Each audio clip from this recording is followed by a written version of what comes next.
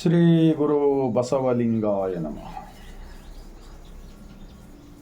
ವಿಶ್ವಗುರು ಮಹಾತ್ಮ ಬಸವಣ್ಣನವರನ್ನು, ವಿಶ್ವಜ್ಯೋತಿ ಅಕ್ಕ ಮಹಾದೇವಿರವರನ್ನು, ಸಕಲ ಶಿವಶರಣರನ್ನು ಎನ್ನ ಹೃದಯ ಮಂದಿರದಲ್ಲಿ ನಿಮಿತ್ತ ಭಾರತ ದೇಶದಲ್ಲಿರ್ತಕ್ಕಂತಹ 150 ಕೋಟಿ ಭಾರತೀಯರಿಗೆ ಬಸವ ನಾಡು, ಶರಣರ ನಾಡು ಅನುಭವ ಮಂಟಪ ಬಸವ ಕಲ್ಯಾಣದ ಭೂಮಿಯಿಂದ ಈ ಮುಂಜಾನೆಯ ಸರ್ವರಿಗೂ ಬಾಗಿದ ತಲೆ ಮುಗಿದ ಕೈಲಿಂದ ಶರಣ. ಒಂದು ಮಹಾತ್ಮ ಬಸವಣ್ಣನವರ ವಚನ. ನೀರಿಂಗೆ ನೈದಿಲೇ ಶೃಂಗಾರ, ಸಮುದ್ರಕ್ಕೆ ತೆರೆಯೇ ಶೃಂಗಾರ, ಗಗನಕ್ಕೆ ಚಂದ್ರಮನೆ ಶೃಂಗಾರ, ನಾರಿಗೆ ಗುಣವೇ ಶೃಂಗಾರ, ನಮ್ಮ ಕೂಡಲ ಸಂಗನ ಶರಣರ ಈ ನೊಸಲಿಗೆ ವಿಭೂತಿನೇ ಶೃಂಗಾರ, ವಿಭೂತಿನೇ ಶೃಂಗಾರ. 2500 ವಚನಗಳು ಈ ಗ್ರಂಥದಲ್ಲಿ ಇದೆ. ಒಂದು 100ಕ್ಕಿಂತ ಅಧಿಕ ಉತ್ಪಾದಕ ವರ್ಗದವರು, ದುಡಿಯುವ ವರ್ಗದವರು ಕೂಡಿ ಕಟ್ಟಿದ ಅನುಭವ ಮಂಟಪದ ಶರಣರ ವಚನಗಳು. ಇದಕ್ಕೆ ನಾವು ವಿಶ್ವ ಸಂವಿಧಾನವೆಂದು ಕರೆಯುತ್ತೇವೆ. ಇದನ್ನು ಓದಿದವರು, ಅರಿತುಕೊಂಡವರು, ಜೀವನದಲ್ಲಿ ಅಳವಡಿಸಿಕೊಂಡವರು ವಿಶ್ವ ಸಂವಿಧಾನ, ನಮ್ಮ ವಿಶ್ವ ಸಂವಿಧಾನದ ನಾಯಕರಾಗಿರ್ತಕ್ಕಂಥ ಮಹಾತ್ಮ ಬಸವಣ್ಣನವರ ಈ ವಚನವನ್ನು ಈ ವಚನದ ಭಾವಾರ್ಥ ಏನಿದೆ ಇದನ್ನು ಅರಿತು ಆಚರಿಸಿ ಸಮಾಜಕ್ಕೆ ತಿಳಿಸಿದರೆ ಇವತ್ತು ಎಷ್ಟೋ ದೇಶದಲ್ಲಿ ಹೆಣ್ಮಕ್ಕಳ ಮೇಲೆ ರೇಪ್ ಆಗ್ತಕ್ಕಂಥದ್ದು, ಹೆಣ್ಮಕ್ಕಳನ್ನು ಕೊಲೆ ಮಾಡ್ತಕ್ಕಂಥದ್ದು, ಇವೆಲ್ಲ ಅಪರಾಧಗಳು ಎಲ್ಲವೂ ಕೂಡ ತಡೆಗಟ್ಟಲು ಬರುತ್ತದೆ. ಮತ್ತು ಈ ವಿಭೂತಿ ಯಾಕೆ ಹಚ್ಚಿಕೊಳ್ತಾರೆ ಅಂದರೆ, ನಮ್ಮ ಒಳಗೆ ಇರತಕ್ಕಂಥ ಕಾಮ, ಕ್ರೋಧ, ಮದ, ಮತ್ಸರ, ಲೋಭ, ಮೋಹಗಳೆಂಬ 6 ವೈರಿಗಳನ್ನು ನಾವು ಜೀವನದಲ್ಲಿ ನಮ್ಮೊಳಗೆ ಇದ್ದಿದ್ದನ್ನು ಹೊರಗೆ ತೆಗೆದು ಅದನ್ನು ಬಿಸಾಕಿದಂತೆ, ಅಂದರೆ ಒಂದು ಸುಟ್ಟು ಅದನ್ನು ಇವತ್ತಿನ ನಂತರ ಸುಟ್ಟು ಬಿಟ್ಟಿವಪ್ಪ, ಆ ಸುಟ್ಟಿದ ಬಳಿಕ ಅದು ಏನಾಗ್ತದೆ, ಬೂದಿ ಆಗ್ತದೆ, ಒಂದು ಭಾವನಾತ್ಮಕ. ಅದೇ ನಾವು ಹಚ್ಚಿಕೊಳ್ಳೋದು ವಿಭೂತಿ. ನಾವು ಬಸವಣ್ಣನವರು ಕಟ್ಟಿದ ಅನುಭವ ಮಂಟಪದ ಲಿಂಗಾಯತ ಧರ್ಮದಲ್ಲಿ ಇನ್ನೊಬ್ಬರನ್ನು ಸತ್ಯದ ವಿಚಾರಗಳಿಗೆ ಸಹಕರಿಸಬೇಕು, ಸುಳ್ಳಿನ ವಿಚಾರಗಳಿಗೆ ತಿರಸ್ಕರಿಸಬೇಕಾಗುತ್ತದೆ. ಇವತ್ತು ಸುಳ್ಳನ್ನೇ ಸತ್ಯವನ್ನಾಗಿ ಮಾಡಲು ಹೊರಟಿರ್ತಕ್ಕಂಥವರನ್ನು ನೋಡಿದರೆ ಒಂದೊಂದು ಸಲ ಬಹಳ ಈ ದೇಶದ ಪ್ರಗತಿಗೆ ಮಾರಕವಾಗುತ್ತದೆ. ಮತ್ತು ಮುಂದಿನ ದಿನಗಳಲ್ಲಿ ಯುವಕರು ದಾರಿ ತಪ್ಪಿ ಹೋಗುತ್ತಾರೆ. ಮತ್ತು ದೇಶದಲ್ಲಿ ಕಳ್ಳರು, ಸುಳ್ಳರು, ಮೋಸಗಾರರು, ವಂಚಕರು ಇವರೆಲ್ಲರೂ ಹೆಚ್ಚಿಗಾಗುತ್ತಾರೆ, ಭ್ರಷ್ಟಾಚಾರ ಹೆಚ್ಚಾಗುತ್ತದೆ. ಆದ್ದರಿಂದ ವಚನಗಳನ್ನು ಪ್ರತಿಯೊಬ್ಬರೂ ಇಂತಹ ವಚನಗಳನ್ನು ಹೇಳಿದರೆ ಸಮಾಜದಲ್ಲಿ ಬದಲಾವಣೆ ಬರುತ್ತದೆ ಅನ್ನೋ ಒಂದೇ ಒಂದು ಕಳಕಳಿ ವಿನಂತಿಗಾಗಿ ನಾನು ಕಳೆದ 27 ವರ್ಷದಿಂದ ಬಸವಣ್ಣನವರ ಶರಣರ ಕನ್ನಡದ ವಚನಗಳು ಎಷ್ಟು ಸರಳವಾಗಿದೆ ನೋಡಿ. ಇವತ್ತು ಒಂದು ವೇಳೆ 893 ವರ್ಷಗಳ ಹಿಂದೆ ಈ ಅನುಭವ ಮಂಟಪದ ವಿಚಾರಗಳು ಸಮಾಜದಲ್ಲಿ ಎಲ್ಲ ಕಡೆ ತಿಳಿಸುತ್ತಾ ಬಂದಿದೆ. ಆದರೆ ಇವತ್ತು ದೇಶದಲ್ಲಿ ಎಲ್ಲರೂ ಕೂಡಿ ಬದುಕ್ತಾ ಇದ್ದರು. ಇಲ್ಲಿ ಜಾತಿಗಳೇ ಇರ್ತಿರಲಿಲ್ಲ, ಇಲ್ಲಿ ಭೇದ ಭಾವಗಳೇ ಇರ್ತಿಲ್ಲ, ಇವನಾರು ಅಂತ ಪರಿಸ್ಥಿತಿ ನಿರ್ಮಾಣ ಆಗ್ತಾ ಇಲ್ಲ. ಆದರೆ ಇದಕ್ಕೆಲ್ಲ ಕಾರಣಗಳು ಯಾರಂದರೆ ಬಸವಾದಿ ಶಿವಶರಣರ ವಿಚಾರಗಳನ್ನು ಇದ್ದ ಹಾಗೆ ಹೇಳುವುದರ ಬದಲಾಗಿ ಅದಕ್ಕೆ ಏನೇನೋ ಒಂದು ಕಲಬೆರಕೆ ಮಾಡಿ ಜನರನ್ನು ದಿಕ್ಕು ತಪ್ಪಿಸುವ ಒಂದು ಕಾರ್ಯ ನಾವು ನೋಡ್ತಾ ಇದ್ದೀವಿ. ಅದು ನಿಜಕ್ಕೂ ಆತ್ಮವಂಚಕ ಆಗಲಾರದೆ ಬಸವಣ್ಣನವರ ಹೆಸರು ಒಂದು ತೆಗೆದುಕೊಳ್ಬೇಕಾಗಿದ್ದೆ. ಆದರೆ ನಾನು ಹೇಳಿರ್ತಕ್ಕಂಥ ಈ ವಚನವನ್ನು ಆಚರಣೆಯಲ್ಲಿ ತಂದವರಿಗೆ ಮಾತ್ರ ಹೇಳಲು ಅಧಿಕಾರವಿದೆ. ಆಚರಣೆಯಲ್ಲಿ ಇಲ್ಲ ಹೋದರೆ ಅದು ಸುಳ್ಳು, ಗೊಳ್ಳು, ಪಳ್ಳು, ಹೊಳ್ಳು ವಿಚಾರ ಆಗುತ್ತದೆ. ಅದು ಆಗಬಾರದು ಎಂದು ನಿಮ್ಮ ಹೃದಯದಲ್ಲಿ ಒಂದು ವೇಳೆ ಅಭಿಮಾನವಿದ್ದರೆ ಬಸವಾದಿ ಶಿವಶರಣರ ಬಗ್ಗೆ ವಚನಗಳನ್ನು ಅರ್ಥ ಮಾಡಿಕೊಳ್ಳಬೇಕು, ಅರ್ಥ ಮಾಡಿಕೊಂಡು ಆಚರಣೆಯಲ್ಲಿ ತರಬೇಕು, ಆಚರಣೆಯಲ್ಲಿ ತಂದು ಸಮಾಜಕ್ಕೆ ತಿಳಿಸಬೇಕು. ಇದನ್ನು ಯಾಕೆ ಆಗ್ತಾ ಇದ್ದಿಲ್ಲ ಅಂದರೆ ಇದರಲ್ಲಿ ಸ್ವಾರ್ಥತೆ ಅಡಗಿದೆ. ಒಂದು ದೊಡ್ಡ ಏನೋ ಒಂದು ದೇಶದಲ್ಲಿ ಒಂದು ರಾಜರ ಆಡಳಿತ, ಹಿಂದೆಲ್ಲ ರಾಜರ ಆಡಳಿತ ಅಂದರೆ ಒಬ್ಬರದೇ ಅಧಿಕಾರಪ್ಪ, ನಾವೆಲ್ಲ ಗುಲಾಮರಾಗಿದ್ದೆವು. ಇಂತಹ ಗುಲಾಮಗಿರಿ ಮುಕ್ತ ಮಾಡೋದನ್ನೇ ಬಸವಣ್ಣನವರು ಆ ಕಾರ್ಯ ಮಾಡಿ ತೋರಿಸಿದ್ದಾರೆ. ಅವರು ಎಷ್ಟೇ ಕಷ್ಟಗಳು ಬಂದರೂ ಕೂಡ ಅವು ಹಿಂದು ಸರಿಯಲಾರದೆ ಒಂದು ಬಸವಣ್ಣನವರ ವಚನವಿದೆ,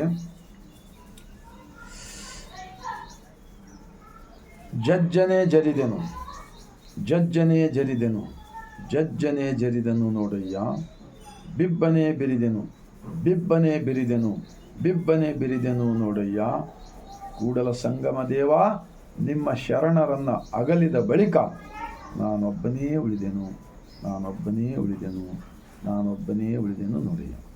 ಈ ಪರಿಸ್ಥಿತಿ ಯಾರು ಅವತ್ತು ನಿರ್ಮಾಣ ಮಾಡಿದಾರಲ್ಲ, ಬಸವ ಕಲ್ಯಾಣದಲ್ಲಿ ಶರಣರ ವಚನಗಳನ್ನು ಸುಡೋದಾಗಲಿ, ಶರಣರ ಹತ್ಯೆ ಮಾಡೋದಾಗಲಿ, ಇದನ್ನು ಮಾಡಿದ ಒಂದು ಸ್ವಾರ್ಥತೆ ಉಳ್ಳ ಜನನೇ ಇವತ್ತು ಮತ್ತೆ ಬಸವಾದಿ ಶಿವಶರಣರ ಹೆಸರಿನ ಮೇಲೆ ಅವರ ವಿಚಾರಗಳ ವಿರುದ್ಧವಾಗಿ ಕಾರ್ಯ ನಡೀತಕ್ಕಂಥದ್ದು ನಾವು ಕಾಣ್ತಾ ಇದ್ದೀವಿ. ನಿಜಕ್ಕೂ ಇವತ್ತು ದೇಶ ಅಷ್ಟೇ ಅಲ್ಲ, ವಿದೇಶಗಳಲ್ಲಿ ಕೂಡ 33 ಭಾಷೆಗಳಲ್ಲಿ ವಚನಗಳನ್ನು ಬಂದಿವೆ. ಎಲ್ಲರೂ ವಚನಗಳನ್ನು ಓದುತ್ತಿದ್ದಾರೆ. ಆದ್ದರಿಂದ ಎಲ್ಲರೂ ಇದನ್ನು ಅರಿತುಕೊಂಡು ಆಚರಣೆ ಮಾಡ್ತಾರೋ ಬಿಡ್ತಾರೋ ಅದು ಗೊತ್ತಿಲ್ಲ. ಆದರೆ ನಾವು ಹೇಳ್ತಕ್ಕಂಥ ಪಾಠ ಕರೆಕ್ಟ್ ಇರಬೇಕಲ್ಲ. 2 ಕೂಡಿಸಿದ್ರೆ ಎಷ್ಟಾಗುತ್ತವೆ? 4 ಆಗ್ತವೆ. 2 4 ಆಗಬೇಕಲ್ಲ. 2 5 ಆಗ್ತಾವ? 2 ಕೂಡಿದ್ರೆ 3 ಆಗ್ತಾವ? ಆಗಂಗಿಲ್ಲ. ಶಾಲೆ ಕಾಲೇಜುಗಳಲ್ಲಿ ಯಾವ ರೀತಿ ಒಂದು ವಿಜ್ಞಾನದ ಪಾಠಗಳಿರ್ತವೆ ಆ ರೀತಿ ವಿಚಾರಗಳನ್ನು ಹೇಳಬೇಕಂಥೇಳಿ ಈ ಮೂಲಕ ನಾನು ವಿನಂತಿಸಿಕೊಳ್ತಾ, ನಾವು ಏನೇ ಸುಳ್ಳು ಕೊಳ್ಳು ಒಂದು ನಮ್ಮ ಸ್ವಾರ್ಥಕ್ಕಾಗಿ ಹೇಳಿಕೊಂಡು 1000 ವರ್ಷ ಯಾರಾದರೂ ಬದುಕ್ತಾರಾ? ಆತ್ಮವಂಚಕರಾಗುತ್ತೇವೆ. ಆನಂತರ BP ಶುಗರ್ ಬರುತ್ತದೆ, ಹಾರ್ಟ್ ಅಟ್ಯಾಕ್ ರೋಗಗಳು ಬರ್ತವೆ. ಸಮಾಜದಲ್ಲಿ ಎಷ್ಟೋ ಜನರ ಬಸವಣ್ಣನವ್ರ ಬಗ್ಗೆ ಅರಿತುಕೊಂಡವರು ಅವರು ಶಾಪ್ ಹಾಕುತ್ತಾರೆ ಮುಂದಿನ ದಿನಗಳಲ್ಲಿ. ಆದ್ದರಿಂದ ಇವತ್ತು ಬಸವ ಕಲ್ಯಾಣದಲ್ಲಿ ನೂತನ ಅನುಭವ ಮಂಟಪ ಕಟ್ಟಡ ಕಟ್ತಾ ಇದ್ದಾರೆ. ಅಲ್ಲಿ ಬರ್ತಕ್ಕಂಥವ್ರು ಯಾವ ರೀತಿ ಬೀದರ್ನಲ್ಲಿ ಗುರುನಾನಕ್ ಒಂದು ಸ್ಥಳವಿದೆ, ಅಲ್ಲಿ ಅವರ ಆಚರಣೆ ಯಾವ ರೀತಿ ಇರುತ್ತದೆ ಅಂದರೆ, ಅಲ್ಲಿ ಕಾಲು ತೊಳ್ಕೊಂಡು ತಲೆ ಮೇಲೆ ಬಟ್ಟೆಯನ್ನು ಹಾಕ್ಕೊಂಡು ಹೋಗಲೇಬೇಕಾಗುತ್ತೆ, ಇಲ್ಲಾಂದ್ರೆ ಅವ್ರ ಒಳಗೆ ಬಿಡೋದು. ಅದೇ ರೀತಿ ಬಸವ ಕಲ್ಯಾಣದಲ್ಲಿ ಕಟ್ಟಲ್ಪಡ್ತಕ್ಕಂಥ ನೂತನ ಅನುಭವ ಮಂಟಪದಲ್ಲಿ ಸ್ವಚ್ಛ ಮನಸ್ಸುಗಳನ್ನು ಇಟ್ಟುಕೊಂಡು ಹಣೆಯ ಮೇಲೆ ವಿಭೂತಿ ಹಚ್ಚಿಕೊಂಡು ಹೋಗುವಂಥವರಿಗೆ ಒಳಗಡೆ ಬಿಡಬೇಕು. ಇಲ್ಲ ಹೋದರೆ ಇಲ್ಲಿ ಅನುಮತಿ ಕೊಡಬಾರ್ದು ಅಂಥೇಳಿ ಸರ್ಕಾರಕ್ಕೆ ನಾವು ಈ ರೀತಿ ಬೇಡಿಕೊಳ್ಳುತ್ತಾ, ಇದು ನಾನು ಪದೇ ವಿಡಿಯೋ ಯಾಕೆ ಮಾಡ್ತಾಯಿದ್ದೀನಿ ಅಂದರೆ, ಎಲ್ಲರ ಒಳಗೆ ಒಬ್ಬನೇ ದೇವರಿದ್ದಾನಲ್ಲಪ್ಪ. ನಾವು ಇನ್ನೊಬ್ಬರನ್ನು ಯಾಕೆ ನೋವು ಕೊಡ್ತಕ್ಕಂಥದ್ದು, ದ್ವೇಷ ಮಾಡ್ತಕ್ಕಂಥದ್ದು ಮಾಡ್ತಾಯಿರ್ತೀರಿ? ವಚನಗಳನ್ನು ತಿರುಚೋದು ಯಾಕೆ ಮಾಡ್ತಾಯಿದ್ದೀರಿ? ಅವ್ರ ಹೆಸರ ಮೇಲೆ ಬಸವಣ್ಣನವ್ರು ಏನು ಸನ್ಯಾಸಿ ಇದ್ದರು? ಅವರು ಕಾವಿ ಬಟ್ಟೆ ಹಾಕ್ಕೊಂಡಿದ್ರಾ? ಮತ್ತು ಬಸವಣ್ಣವರು ಈಗ ಭಾಳ ತಿಳಿದವರು ಕೂಡ ಕಾವಿ ಬಟ್ಟೆ ಹಾಕ್ತಾಯಿದ್ದಾರೆ. ಎಷ್ಟೊಂದು ಅನ್ಯಾಯ ಮಾಡ್ತಾಯಿದ್ದೀರಲ್ಲಪ್ಪ, ಇದು ತಪ್ಪಾಗಿ ಮನಸ್ಸು ಸ್ವಲ್ಪ ಆತ್ಮಾವಲೋಕನ ಮಾಡಿಕೊಳ್ಳಿ. ಬಸವಣ್ಣನವರು ಸ್ಥಾಪಿಸಿದ ಧರ್ಮ ಸಂಸಾರಿಕ ಧರ್ಮವಿದೆ. ಅವ್ರು ಕಾವಿ ಬಟ್ಟೆನೇ ಹಾಕೊಳ್ಳಿಲ್ಲ, ನಮಗೆ ಕಾವಿ ಝಂಡನೂ ಬೇಕಾಗಿಲ್ಲ, ಇವು ಯಾವ ಆಡಂಬರ ಬೇಕಾಗಿಲ್ಲ. ಬಸವ ಧ್ವಜ ಇರಬೇಕಾಗಿದ್ದರೆ ಶಟಸ್ಥಲ ಶ್ರೀ ಗುರು ಬಸವ ಅಂಥೇಳಿ ಇದ್ದು ಅದರಲ್ಲಿ ಇಷ್ಟಲಿಂಗ ಕಾಣಬೇಕು. ಅದು ಕೂಡ ಕಾವಿ ಬಟ್ಟೆ ಇದಿರಬಾರ್ದು. ಕಾವಿ ಬಟ್ಟೆಯಲ್ಲೇ ತೋರಿಸಿ ಯಾವುದರ ವಚನದಲ್ಲಿ. ಇದರಲ್ಲಿ 2500 ವಚನಗಳಿವೆ. ಇದು ಜಗತ್ತಿನ ಎಲ್ಲ ಮೂಲೆಗಳಿಗೆ ತಲುಪಿವೆ. ಬಸವ ಸಮಿತಿ ಬೆಂಗಳೂರಿನಿಂದ ಈ ಗ್ರಂಥ ನಮ್ಮ ದೇಶದ ಇಂದಿನ ಪ್ರಧಾನಮಂತ್ರಿ ಆಗಿರ್ತಕ್ಕಂಥ ಶ್ರೀ ನರೇಂದ್ರ ಮೋದಿಜಿಯವರ ಹಸ್ತ ಉದ್ಘಾಟನವಾಗಿವೆ. ನಮ್ಮ ದೇಶದ ರಾಜಧಾನಿ ದೆಹಲಿ ವಿಜ್ಞಾನ ಭವನದಲ್ಲಿ ಅರವಿಂದ್ ಜತ್ತಿ ಬಸವ ಸಮಿತಿಯವರು ಅವತ್ತು 23 ಭಾಷೆಯಲ್ಲಿ ರಿಲೀಸ್ ಆಗಿವೆ 15 ವರ್ಷಗಳ ಹಿಂದೆ. ಈಗ ಮತ್ತೆ 33 ಭಾಷೆಗಳಾಗಿವೆ. ಕರ್ನಾಟಕ ರಾಜ್ಯದಲ್ಲಿ ಸರ್ಕಾರ ಕಡೆಯಿಂದ ಅಂದಿನ ಉಪರಾಷ್ಟ್ರಪತಿ ಹಮೀದ್ ಅನ್ಸಾರಿ ಅವರು ಮುಸಲ್ಮಾನ್ ಇದ್ದರೂ ಕೂಡ ಅವ್ರ ಕೈಲಿಂದ ಈ ಗ್ರಂಥ ಉದ್ಘಾಟನವಾಗಿದೆ. ಇವೆಲ್ಲವೂ ಇವೆ. ಒಂದು ಕಡೆ ಒರಿಜಿನಲ್ ವಿಚಾರಗಳು, ಇನ್ನೊಂದು ಕಡೆ ಡೂಪ್ಲಿಕೇಟ್ ವಿಚಾರಗಳು. ಆ ಡೂಪ್ಲಿಕೇಟ್ ವಿಚಾರಗಳು ಡೂಪ್ಲಿಕೇಟ್ ನೋಟ್ ಥರ ಆಗಿಬಿಡುತ್ತವೆ. ಇವು ಒರಿಜಿನಲ್ ವಚನಗಳು. ಇವು ಯಾವಾಗಲೂ ಸೂರ್ಯ ಚಂದ್ರರವರೆಗೆ ಇರುತ್ತವೆ. ಯಾರು ಏನೇ ಮಾಡಿದರೂ ಕೂಡ ಅವರಿಗೆ ಆತ್ಮವಂಚಕರಾಗುತ್ತಾರೆ ಎಂದು ಹೇಳುತ್ತಾ, ಆತ್ಮವಂಚಕರಾಗದೆ ಏನು ಇನ್ನೊಂದು ಬಸವಣ್ಣವರ ವಚನವಿದೆ, ನೆರೆ ಕೆನ್ನೆಗೆ ತೆರೆಗಲ್ಲಕ್ಕೆ ಶರೀರಗೂಡು ಹೋಗದ ಮುನ್ನ ಹಲ್ಲು ಹೋಗಿ ಬೆನ್ನು ಬಾಗಿ ಅನ್ಯರಿಗೆ ಹಂಗಾಗದ ಮುನ್ನ, ಕಾಲ ಮೇಲೆ ಕೈಯನ್ನು ಊರಿ ಕೋಲು ಹಿಡಿಯದ ಮುನ್ನ, ಮುಪ್ಪಿನಿಂದೊಪ್ಪು ಅಳಿಯದ ಮುನ್ನ, ಮೃತ್ಯು ಮುಟ್ಟದ ಮುನ್ನ ಧ್ಯಾನಿಸಿ ಪೂಜಿಸೂ ನಮ್ಮ ಕೂಡಲ ಸಂಗಮ ದೇವನು. ದೇವರು ಹುಡುಕ್ಲಿಕ್ಕೆ ಹೊರಗೆ ಹೋಗಂತ ಹೇಳಿದಾರ ಶರಣರು? ಇತಿಹಾಸ ಇಲ್ಲ. ಧ್ಯಾನಿಸಿ, ಇದು ಬ್ರಹ್ಮಾಂಡದ ಲಾಂಛನ ಅಷ್ಟೇ, ಇದು ದೇವರಲ್ಲ, ಬ್ರಹ್ಮಾಂಡದ ಕುರುಹು. ಇದರ ಮೂಲಕ ನಾವು ನಿರಾಕಾರ ದೇವನ ಬಯಲ ತತ್ವವಿದೆ. ಬಸವಣ್ಣ ಸ್ಥಾಪಿಸಿದ್ದು ಬಯಲು. ಯಾವುದೇ ಆಡಂಬರ ಇಲ್ಲ, ಏನೇ ಮೂಢನಂಬಿಕೆಗಳಿಲ್ಲ, ಯಾವುದೇ ಒಂದಿದಿಲ್ಲ. ತನ್ನ ತಾನರಿತು ತಾನಾರೆಂದು ತಿಳಿದರೆ ತಾನೇ ದೇವನೋಡ ಅಪ್ರಮಾಣ ಕೂಡಲ ಸಂಗಮ ದೇವ. ಈ ಥರ ನಾವು ಬದುಕಿದರೆ ನಿಜಕ್ಕೂ ಪ್ರತಿಯೊಂದು ಕುಟುಂಬಗಳು ಬಹಳ ಸ್ವಚ್ಛ ಕುಟುಂಬಗಳಾಗುತ್ತವೆ. ಅಲ್ಲಿ ಎಲ್ಲರೂ ಕೂಡಿ ಪ್ರೀತಿಯಿಂದ ಬದುಕುತ್ತಾರೆ. ಗ್ರಾಮಗಳು, ಪಟ್ಟಣಗಳು, ಜಿಲ್ಲೆ, ತಾಲೂಕು, ಇಡೀ ದೇಶವೇ ಬಸವಮಯವಾಗಲಪ್ಪ. ಇದ್ರ ವಿರುದ್ಧ ಯಾಕೆ ಕಾರ್ಯಕ್ರಮ ಮಾಡ್ತಾಯಿದ್ರಿ? ನಾವು ಏನೆಲ್ಲ ನೋಡ್ತಾ ಇದ್ದೀವಿ. ಆ ಕಾರಣಕ್ಕಾಗಿ ನಾನು ಪದೇ ಪದೇ ಈ ವಿಡಿಯೋಗಳು ಮಾಡ್ತಾಯಿರ್ತೀನಿ. ನಿಮ್ಮೆಲ್ಲರಲ್ಲಿ ಕೈ ಜೋಡಿಸಿ ವಿನಂತಿ ಮಾಡಿಕೊಳ್ತಾ ಇದ್ದೀನಿ. ನೀವು ಕಾರ್ಯಕ್ರಮ ಮಾಡಿದರೆ ವಚನಗಳ ಮೂಲಕ ಇದ್ದಿದ್ದು ಇದ್ದ ಹಾಗೆ ಏಕದೇವ ಉಪಾಸನೆ ತತ್ವ ಇದೆ. ಬಸವಣ್ಣನವರು ಶರಣರು ಸ್ಥಾಪಿಸಿದ್ದು ಧರ್ಮ ಏಕದೇವ ಉಪಾಸನೆ. ಅವರೆಲ್ಲರೂ ಶಾಲೆ ಕಾಲೇಜ್ ಕೂಡ ಹೋಗಿಲ್ಲ, ಆದರೂ ಕೂಡ ಬಸವಣ್ಣನವರ ನೇತೃತ್ವದಲ್ಲಿ ಅವರೆಲ್ಲರನ್ನ ಕನ್ನಡವನ್ನು ಕಲಿಸಿ ಕನ್ನಡದಲ್ಲಿ ವಚನಗಳನ್ನು ಬರೆದಿದ್ದಾರೆ. ದನ ಕಾಯ್ತಕ್ಕಂಥ ತುರ್ಗಾಯ ರಾಮಣ್ಣ ಶರಣರು, ಕಳ್ತನ ಮಾಡೋ ಉರಿಲಿಂಗ ಪೆದ್ದಿ, ನಾನೊಬ್ಬ ಆಂಬುಲೆನ್ಸ್ ವಾಹನ ಚಾಲಕ ಡ್ರೈವರಾಗಿ ಕೆಲಸ ಮಾಡಿ 27 ವರ್ಷದಿಂದ ತಿಳ್ಕೊಂಡ ಬಳಿಕ ನಮಗೆ ಗೊತ್ತಾಗಿದ್ದು ಇನ್ನೊಬ್ರಿಗೆ ತಿಳಿದಪ್ಪ ಅಂತೇಳಿ ಪ್ರಚಾರ ಮಾಡ್ತಾ ಇದ್ದೀವಲ್ಲ. ಮತ್ತು ನಿಮ್ಗೆಲ್ಲವೂ ಕೊಟ್ಟಿದ್ರು ಕೂಡ ನೀವು ಯಾಕೆ ಮಾಡೋಂಗಿಲ್ಲ? ಉಲ್ಟಾ ಯಾಕೆ ಮಾಡ್ತೀರಪ್ಪ? ಇದು ತಪ್ಪದ ಅಂತೇಳಿ ನಿಮ್ಮ ಮನಸ್ಸು ಹೇಳ್ತಾ ಇಲ್ಲ. ಇವತ್ತು ಭಾಳ ಜನ ವಚನಗಳನ್ನು ಓದಿಲ್ಲ ಅಂಥೇಳಿ ಅದರ ದುರುಪಯೋಗ ಪಡೆದುಕೊಳ್ಳಬಾರ್ದು ಅಂಥೇಳಿ ನಾನು ವಿನಂತಿಸಿಕೊಳ್ತಾ, ಈ ವಚನದ ವಿಡಿಯೋ ತಮ್ಮೆಲ್ಲರೂ ಹೃದಯಕ್ಕೆ ತಟ್ಟಿದೆ. ಆದರೆ 150 ಕೋಟಿ ಭಾರತೀಯರಿಗೆ ಈ ವಚನದ ವಿಡಿಯೋ ತಲುಪೋ ಕಾರ್ಯ ಆಗಲಿ ಎಂಬ ಉದ್ದೇಶ ನಮ್ಮದೇನಿರ್ತದೆ ಅಂದರೆ, ನಮ್ಮ ತಪ್ಪುಗಳನ್ನು ನಾವು ತಿದ್ದಿಕೊಳ್ಳುವ ಸಲುವಾಗೇ ಹುಟ್ಟಿಕೊಂಡಿದ್ದು 12ನೇ ಶತಮಾನದಲ್ಲಿ ಅನುಭವ ಮಂಟಪ. ಹಾಗಾದರೆ ಅವರು ಗುಡಿಗಳನ್ನು ಯಾಕೆ ಕಟ್ಟಿಲ್ಲ ಹೇಳಿ? ಅನುಭವ, ಸತ್ಯ ಯಾವುದು ಅಸತ್ಯ ಯಾವುದು ತಿಳಿದುಕೊಳ್ಳುವ ಸಲುವಾಗಿ ಹುಟ್ಟಿಕೊಂಡಿದ್ದು ಅನುಭವ ಮಂಟಪ. ಆದ್ದರಿಂದ ಯಾವ ರಾಜಕಾರಣಿ ಆಗಲಿ ಬಸವಣ್ಣನವರ ತತ್ವಕ್ಕೆ ರಾಜಕಾರಣಿಗಳಲ್ಲಿ ಬಳಸಿಕೊಂಡರೆ, ಯಾಕೆಂದರೆ ಬಸವಣ್ಣನವರು ತಮ್ಮ ಕಿರೀಟವನ್ನೇ ತ್ಯಾಗ ಮಾಡಿ ಬಿಟ್ಟಿದ್ದಾರೆ. ಅವತ್ತಿನ ದಿವಸ ಬಿಜ್ಜಳ ರಾಜಂದು ಸುಳ್ಳು ಗೊಳ್ಳು ಪಳ್ಳು ವಿಚಾರಗಳಿಂದ, ಕೊಂಡಿ ಮಂಚಣ್ಣನವ್ರ ವಿಚಾರದಿಂದ, ಅರಸ ಮುನ್ನಿದರೆ ನಾಡೊಳಗಿರಬಾರದು, ಗಂಡ ಮುನ್ನಿದರೆ ಹೆಂಡತಿ ಮನೆಯೊಳಗಿರಬಾರದು. ಇಂಥ ಒಂದು ದೇಶ ಇದು. ಮತ್ತೆ ಇವತ್ತು ಪ್ರಜಾಪ್ರಭುತ್ವ ಇದೆಯಲ್ಲಪ್ಪ. ಇವತ್ತು ಭಾರತ ದೇಶ ಹಿಂದೆ ಗುಲಾಮರ ಯಾಕಾದರೂ ಇಂಥ ಜನಗಳಿಂದ ಕೊಂಡಿ ಮಂಚಣ್ಣ ಜನಗಳು ಅವ್ರ ಜೊತೆ ಒಂದಾಗಿ ಇಲ್ಲಿ ಜನರಿಗೆ ಮೋಸ ಮಾಡ್ತಾರೆ. ಬ್ರಿಟಿಷರು ಆಳಿ ಹೋದರು 200 ವರ್ಷ. ನಿಜಾಮರು ಬೇರೆ ರಾಜರು ಆಳಿ ಹೋದರು. ಅವರೆಲ್ಲ ಹೋದರು. ಈಗ ಅವ್ರ ಹೆಸರೇ ಇಲ್ಲ. ಆದರೆ ಬಸವಣ್ಣನವರ ಶರಣರ ಹೆಸರು ಎಷ್ಟು 893 ವರ್ಷ ಕಳೆದರೂ ಇನ್ನೂ ಜೀವಂತವಾಗಿದೆ.